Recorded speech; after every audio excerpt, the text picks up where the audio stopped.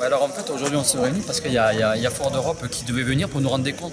Parce qu'ils sont venus une fois pour dire eh bien, on se désengage de l'usine mais sans vraiment donner d'arguments. Ouais. Et ils sont pas revenus lundi, ils nous disent mais pas de soucis, on sera là. On sera là, c'est David. Et on sera là, mercredi, on sera là pour, jeudi, on sera là pour vous rendre des comptes. Ouais. Et alors lundi c'était ça, et hier ils ont fait un communiqué pour dire on ne vient pas à l'usine parce qu'on a peur. Ah oui, et donc, on a peur pour, donc du coup là ils viennent pas là. Ouais, ben nous on dit pas question, là vous venez pas, ben nous on maintient notre action. On maintient notre action, il est hors de question. Vous ne nous respectez pas, ben on ne va pas vous respecter nous. Ah et donc vous demandez la mobilisation de Bordeaux. Voilà, et puis de tout le monde parce que bon, Ford a des obligations, il a des obligations sociales ici. Mais voilà, aujourd'hui, la seule solution pour le site, un repreneur c'est impossible. Vu la situation actuelle, un repreneur c'est pas viable. Ouais. La seule solution c'est que Ford réinvestisse dans son usine. Donc ça c'est la revendication de tous les salariés d'une part et de l'Intercity. Enfin, tout le monde en prend cette revendication, y compris les politiques. Donc on en profite. On les a avec nous. Pour une fois. Évidemment, même si on ne se fait pas d'illusions, comme c'est qu'à un moment donné, ce ne sera pas aussi simple que ça. Mais pour l'instant, on les a, donc on essaie de mettre la pression. Donc voilà, aujourd'hui, on est réunis. Il va y avoir des actions, on ne sait pas encore. On ne sait pas encore ce qu'on va faire. Mais voilà, il va y avoir des actions. D'accord, ben, je suis la journée et voilà, je retranscrirai tout ce qui se passe. De contre-pied, le coup de théâtre. Donc du coup, ça sème un peu la zizanie parmi nous. On ne sait pas trop comment faire. Là, il y avait une réunion qui devait avoir lieu importante. Ils ont décidé de ne pas venir. En plus, la raison invoquée, c'est quand même qu'ils se sentent en danger ici. Voilà, donc tout ça, ça fait discuter parmi nous parce que c'est nous montrer du doigt. Ça serait finalement inverser tout le problème. C'est que c'est eux qui menacent nos emplois, c'est eux qui veulent fermer l'usine. Et puis nous, on deviendrait des éléments dangereux, on deviendrait perturbateurs et on serait responsable si on n'arrive pas à discuter. Donc forcément, il y a du débat parmi les salariés. L'intersyndicale, elle ne sait pas trop comment se comporter. Y aller ou pas à la réunion. L'action, on la maintient. Qu'est-ce qu'on fait? Comment on fait? Bon voilà, donc on est dans des périodes comme ça. Il faut qu'on discute, il faut qu'on débatte, il faut qu'on arrive à pas se faire piéger, pas tomber dans des histoires où on se disputerait, voilà. Et puis rester mobilisé, unitaire. Bon, c'est tout ça, quoi. Donc c'est difficile aujourd'hui de voir comment ça va se passer au jour le jour. Les collègues, il y en a qui sont toujours résignés, il y en a qui ont de la colère et qui ont envie de se battre. Bon, donc, on va voir comment on gère tout ça, quoi. Mais l'usine Ford, ça reste une implantation industrielle majeure, vitale pour le territoire. C'est, je crois, le plus gros employeur. Ça reste effectivement le plus gros employeur du privé dans la région, Aquitaine. C'est 900 emplois directs et 3000 emplois induits dans la région. Et puis voilà, puis c'est 45 ans d'histoire, de liens économiques. Donc évidemment que c'est un poids considérable. D'ailleurs, les pouvoirs publics, les élus locaux, ils le sentent bien. La population, elle est aussi réceptive.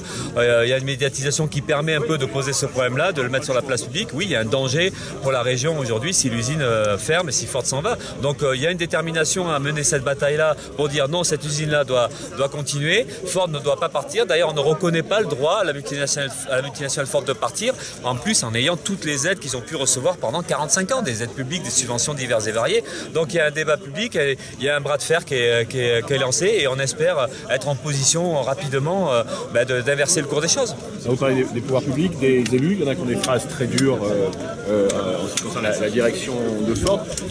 Par exemple Alain Juppé, est-ce qu'il y a un front commun, Alain Juppé et vous, Monsieur Poutou? Ouais, ça fait bizarre comme ça, mais en tout cas aujourd'hui, le positionnement du gouvernement avec le ministre Le Maire et puis le positionnement de Juppé et du préfet pour parler d'ici, et nos positionnements à nous se rejoignent. Donc on a visiblement un intérêt commun, c'est-à-dire qu'effectivement, nous on a notre boulot à sauver, le nôtre direct et encore une fois tous les emplois induits autour, et puis les pouvoirs publics, Juppé, le ministre, tout ça, ils ont aussi à sauver un peu cette usine-là parce que ça serait leur propre échec, ça serait aussi ça révélerait un peu leur impuissance. Ils n'ont pas intérêt à montrer ça. Donc si on a un intérêt commun, autant se battre ensemble et essayer justement de créer un rapport de force à l'égard de la multinationale et puis d'arriver au bout du compte à imposer la continuité de ce site-là et puis le maintien de tous les emplois. Donc, mais on sait que c'est pour ça qu'il faut que nous on se mobilise, c'est qu'on ne voudrait pas que le gouvernement ni même Juppé se contente juste d'une indignation verbale et puis qu'après voilà. Donc nous on est derrière pour pousser et on veut absolument que les pouvoirs publics ils montrent qu'ils ont autorité qu'ils ont les moyens d'imposer. Il n'y a pas de raison que d'un côté ils peuvent donner de l'argent puis après de ne pas pouvoir rien faire. Donc ça on ne veut pas l'entendre. Donc il faut absolument sauver cette usine là et on compte sur l'État pour qu'il aille au bout de ces déclarations. Alors Alain Juppé, justement, est-ce qu'il vous a surpris par son attitude et qu'est-ce qu'il peut faire? Qu'est-ce que vous attendez de lui? C'est vrai qu'on a été surpris, mais même à la fois par les déclarations de Juppé et puis par les déclarations du ministre Le Maire, hein, parce qu'on a vu en réunion, hein, il y a un conflit réel entre les autorités, l'État et Ford Europe. Hein, ils se parlent très mal. Enfin, voilà, il y a une pression. On voit bien qu'il y a quelque chose qui passe pas du côté des pouvoirs publics et de l'État. Ils se sentent trahis, mais il y a de quoi. Ils ont donné quand même, rien que ces dernières années, 50 millions d'euros et Ford en échange, ils s'est engagé à maintenir l'emploi et ils font pas ça. Donc il y a un moment donné, il y a un problème, quoi. Donc là, c'est aussi leur propre naïveté qui est en jeu du côté des pouvoirs publics. Enfin voilà, donc ils sont obligés un peu aussi d'agir quand même comme ils le font et tant mieux. Mais nous derrière, on va pousser pour que ça reste ce discours-là et qu'au bout du compte, encore une fois, on ne veut pas entendre aucun discours sur la fatalité, comme quoi il pourrait pas. Il faut à un moment donné se muscler et puis dire ben non, c'est pas comme ça que ça va se passer. Et puis on pourrait même poser le problème que l'usine Ford, elle est en partie publique. À partir du moment où pendant des années il y a eu des subventions publiques, dans quelle mesure cette usine-là n'appartient pas complètement à Ford. Donc du coup, l'État a autorité à dire ben non, ça se passera pas comme ça, quitte à reprendre l'usine en main, quitte à voir autrement. Voilà. Donc après vous voyez comment vous gérez ça, mais donc, comme il fait beau, on ressort. Il y a quelques soutiens qui viennent d'arriver, on va leur laisser la parole 5 minutes et après on va se rendre devant les ressources humaines comme hein, pour pouvoir faire une manifestation dans l'usine. Ok? Qui prend la parole? Ouais, moi je veux bien. Bon, bonjour les camarades, donc moi je me présente, Michael Wamin. Je suis un ancien salarié de l'usine de Goodyear Amiens. Goodyear qui a fermé ses portes en 2014, qui est une multinationale américaine, pour pas changer, un peu comme la vôtre. Et pendant des années chez Goodyear, donc moi j'ai travaillé sur une machine, on fabriquait des pneus de véhicules tourisme. Et on a équipé pendant très longtemps les véhicules Ford. Voilà. Donc il n'y a pas de hasard. Si aujourd'hui je suis venu d'abord vous soutenir, c'est pour vous dire qu'il n'y a pas de fatalité dans ce qui vous arrive. Tout ça a été savamment orchestré par le groupe Ford. Alors il y a quelques chiffres qui me reviennent à l'esprit. Quand Goodyear a fermé ses portes en 2014, ils ont versé 1,5 milliard de dividendes aux actionnaire et ils ont multiplié par 3 le résultat net après impôt. Si ma mémoire ne fait pas défaut, je crois qu'aujourd'hui le groupe Ford, c'est pas un groupe déficitaire, bien au contraire. C'est un groupe qui est largement excédentaire en termes de profitabilité, qui verse des dividendes aux actionnaires et qui a ce qu'on appelle chez eux du cash flow, c'est-à-dire des liquidités, près de 14 milliards. Donc il n'y a aucune justification à ce qu'aujourd'hui ils viennent condamner votre site industriel. Par contre, il y a une explication qui est tout le temps la même. C'est que la concurrence, aujourd'hui pour vous les Ford, c'est plus les camarades de chez Renault, de chez Peugeot, de Citroën. La concurrence, ils l'ont organisée en interne. Et que les concurrents que vous avez chez vous aujourd'hui, c'est des salariés Ford, mais en Slovénie par exemple. Et c'est ça la réalité. C'est qu'il y a des actionnaires qui demandent à ce qu'on ferme votre usine pour une simple et bonne raison. Multiplier par 5 ou 6 le taux de rentabilité des dividendes versés aux actionnaires.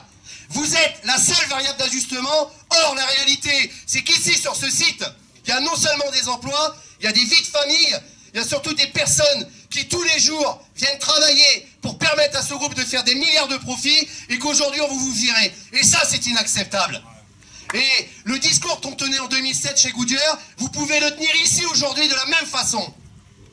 Quel est ce discours? La direction de votre groupe, pendant des années, a provisionné la fermeture de votre entreprise. Les sommes, elles sont sur des comptes bloqués. La comptabilité analytique de votre entreprise le démontre au quotidien. C'est vous-même qui, tous les ans, par des sacrifices qu'ils vous ont demandés, ont permis de faire en sorte que ces gens-là viennent vous annoncer une fermeture et vont vous dire à la fin, ça nous a coûté énormément de pognon. La réalité, c'est que ça ne coûte rien la fermeture. Parce que c'est une obligation légale des grandes entreprises de provisionner. La seule chose qu'ils ne pourront jamais provisionner, c'est votre résistance, mes camarades. C'est la seule chose qu'ils ne peuvent pas approvisionner. Chez Goodyear, avant qu'ils fassent l'annonce de la fermeture en 2007, on avait lancé des alertes depuis des années. Des alertes dans lesquelles on disait c'est pas normal qu'il y ait des millions d'euros qui soient provisionnés sur des comptes. Et dans lequel on nous dit on provisionne un risque industriel. Et bien ce risque industriel, c'est qu'on voulait fermer notre usine.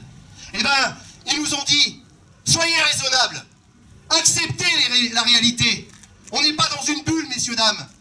Les ouvriers et les salariés. Goodyear n'est pas enfermé dans un cercle où il n'y aurait que lui qui irait et pas les autres. Et donc on a décidé de fermer l'usine, non pas parce qu'on vous aime pas. On a décidé de fermer l'usine pour sauvegarder la compétitivité du groupe. Mais à chaque fois, c'est les mêmes refrains. Et nous, on leur a dit, vos chèques, vos 80 000 euros ou 100 000 euros que vous nous proposez, on n'en a rien à foutre. Nous, on veut continuer à gagner nos 1500 ou 1800 euros par mois, continuer à vivre, se lever le matin, avoir un but, et se dire que si demain on part à la retraite, nos gamins pourront continuer peut-être à venir à travailler dans cette usine, puisque c'était une usine intergénérationnelle.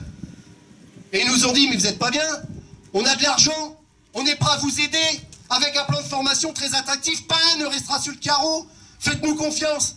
Et on leur a dit, allez vous faire foutre. Nous, c'est une chose, si on perd notre boulot chez Goodyear, on ne retrouvera pas. Et ben vous savez quoi, on avait raison. Parce que l'usine est fermée en 2014, depuis il y a eu 16 camarades qui sont décédés, sont se suicidés, et en plus on est 800 demandeurs d'emploi dont je fais partie. Donc il n'y a pas de réalité dans ce qu'ils nous disent. La seule réalité, c'est que notre boulot, si on veut en avoir un, il faut garder le nôtre. C'est ça la seule réalité et l'unique façon de se battre. Oui, si quelqu'un d'autre veut prendre la parole, un soutien à Willy. Bonjour, moi je suis postier donc à Mériadec et avec des collègues on est en grève depuis lundi, donc depuis 4 jours, sur des projets qui détruisent complètement notre métier. Donc le métier de facteur ou de factrice comme on l'a connu, ben, c'est fini. C'est de la sous-traitance, c'est la fin du service public postal, c'est nous transformer en auxiliaire de vie alors qu'on n'est absolument pas formé, que c'est absolument pas notre métier. C'est la distribution du courrier l'après-midi, c'est la distribution du courrier quelques jours par semaine, ça vous concerne tous et toutes. Mais si on est là, c'est pas que pour ça, c'est pas que dans le rapport postier-usager, c'est aussi dans le rapport ouvrier, salarié avec nos patrons. En fait, on a les mêmes patrons que vous, on a le même type de voleurs, on a le même type de casseurs, on a le même type de voyous, on a le même type de personnes qui suppriment des emplois tous les ans. Donc vous, là, ils essayent de supprimer un site avec 1000 emplois, ils veulent mettre 1000 personnes à la rue, sans compter les emplois induits.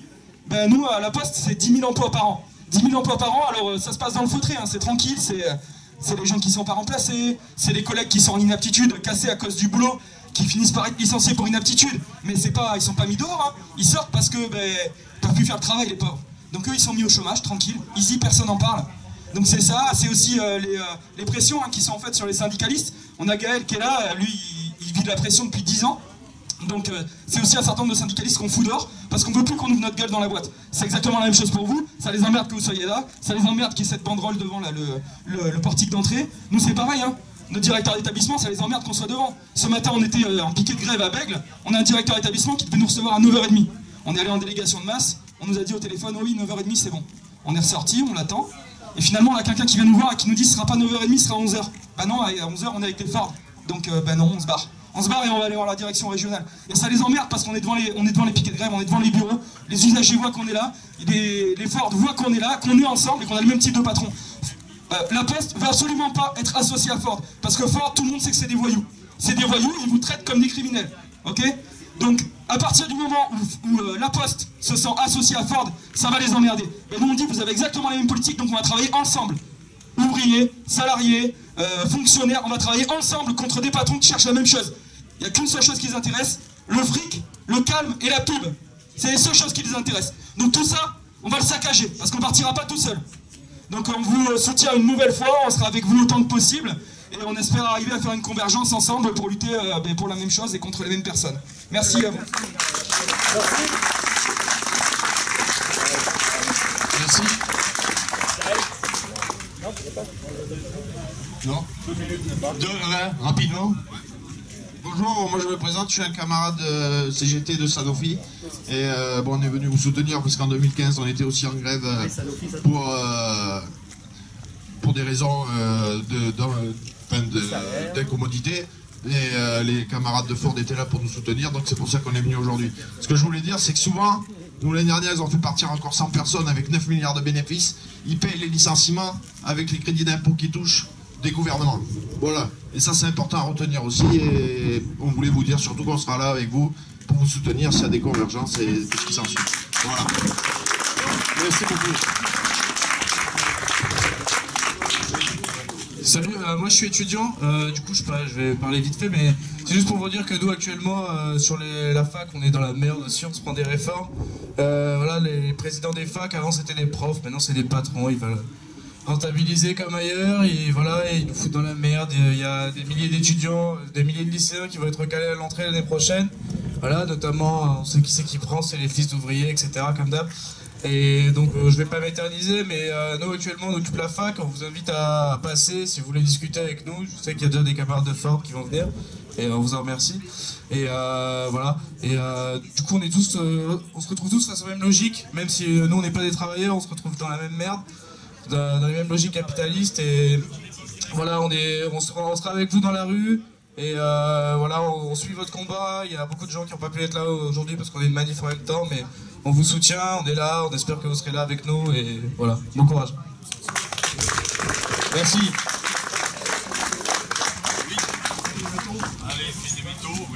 Et bonjour, vous apportez la solidarité des métallurgistes de la CGT et vous dire que, comme ça a été dit par le camarade de Goodyear, il n'y a aucune fatalité. Ce qui se passe à Ford, ça s'est produit ailleurs, ça s'est produit chez Renault, dont j'étais salarié. Et ce qui doit nous permettre de gagner, c'est l'intelligence du monde du travail, c'est l'unité. Aujourd'hui, il y a des conditions qui sont créées dans le pays, on le voit avec le 22 mars, il y a des luttes partout. Et ben, il faut aider à que ces luttes, elles grandissent. La fédération, son premier travail, elle s'y est attachée, c'est de donner de l'écho partout, dans toutes les boîtes de l'automobile. On sait par les camarades de Peugeot, de Renault, qu'il y a une demande importante en boîte automatique, alors que ce n'était pas le cas en Europe. Donc il y a des possibilités, par Ford, mais il y a des possibilités de construire ici un conglomérat qui permettra le développement de la boîte automatique parce que c'est l'avenir. Toute l'automobile, elle est confrontée à un bouleversement. Avec l'électricité, dans les 10 ans qui viennent, ça va bouger. Personne ne peut se croire à l'abri. Ce qui se passe ici, ça peut se passer ailleurs. Et donc, ce qu'on a besoin, c'est que la lutte, elle prenne de l'écho, qu'elle soit connue, qu'on soit solidaire. Vous le voyez bien dans l'entreprise. Tout le monde, alors qu'il est concerné, tout le monde pense pas forcément que la bonne réponse, c'est la lutte. Enfin, comment entretenir l'espoir? Comment entretenir la solidarité? Comment aider à montrer qu'il y a des solutions? Effectivement, c'est le fric. Les salariés, les ouvriers ne comptent pas devant les actionnaires. C'est quoi cette logique qu'il faudrait toujours plus? Hier, c'était 5% sous les dividendes. Après, c'est 10%. Maintenant, c'est 20%. Et bien sûr, ces 20%, ils vont les chercher en Slovénie. Ils vont même les chercher en Amérique du Nord aujourd'hui. Ils ont tellement détruit le droit du travail aux États-Unis avec les délocalisations qu'aujourd'hui, ils veulent réimporter parce qu'ils trouvent des travailleurs pauvres chez eux. Et votre combat, c'est un combat de justice, c'est un combat légitime, mais c'est aussi un combat pour une vie, un combat pour le progrès social. Le travail, c'est un droit. Et effectivement, on n'échange pas le travail contre des primes. Parce que la seule possibilité de travailler et de pouvoir faire vivre sa famille, c'est la lutte. C'est la lutte et la reconnaissance du travail dans un salaire, des conventions collectives et la solidarité. Et c'est une réponse intelligente de ne pas vouloir rentrer en concurrence avec les autres. Ce que les salariés de Ford, ils défendent ici, c'est pas pour piquer du boulot ailleurs, c'est pour qu'il y ait du boulot pour tous. Et pour produire ce qu'on consomme, et pour pouvoir consommer, il faut travailler, il faut un salaire. Vous avez raison de lutter, et on va tout faire pour vous aider. Merci.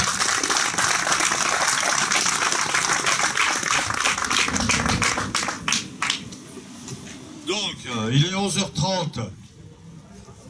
On avait prévu de faire un petit tour dans l'usine. Je crois que... on continue sur ça? Donc je pense qu'il va falloir décorer nos grands panneaux. Ok, on fait comme ça. Donc le matériel est dans la voiture. Et on va aller décorer tout ça. Merci.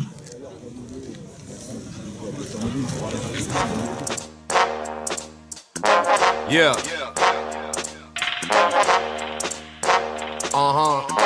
We on some next shit with this. Hey yo, fuck your shoebox money. You buying whips with cryptocurrency right now. Yeah. Tyler Durden, make them holler murder.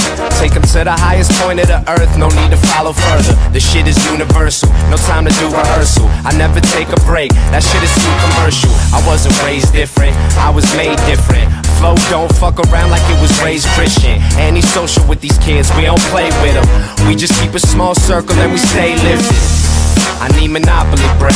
Told her if it ain't sex, then it gotta be head. So you got some candles, I prefer the sloppy instead. Do my own thing and they prefer to copy instead. The money got them in a frenzy, probably wanna envy. Glass half full, but the bottle's left empty. Baby, I'm a gentleman, but I don't do it gently. Backwoods with the Henny, back good, never trendy. That Kush got plenty, I be off of the feelings. Getting tuned with the rhythm, now I'm leaving the room. Let the mood reawaken like I'm out of the tunes. Each room's keep moon, going out with a boom. For the gold, I be walking every road on the map. Get a vibe low key and the flow's relaxed. But once the smoke is in the air and we pouring the jack, we like singers, turn actors, we don't know how to act. Switch it up, let your bitch pop a bean and a half. Got a queen hitting ass, sipping lean in the back. Bank robbery, we going and we leave with the cash. We just getting what we need, see no reason to ask. The drugs unlock doors in my mind where I never go. Learning to acknowledge while accepting what I'll never know. Living in the moment while we can, cause you never know. Just take the energy you got, baby, and let it go.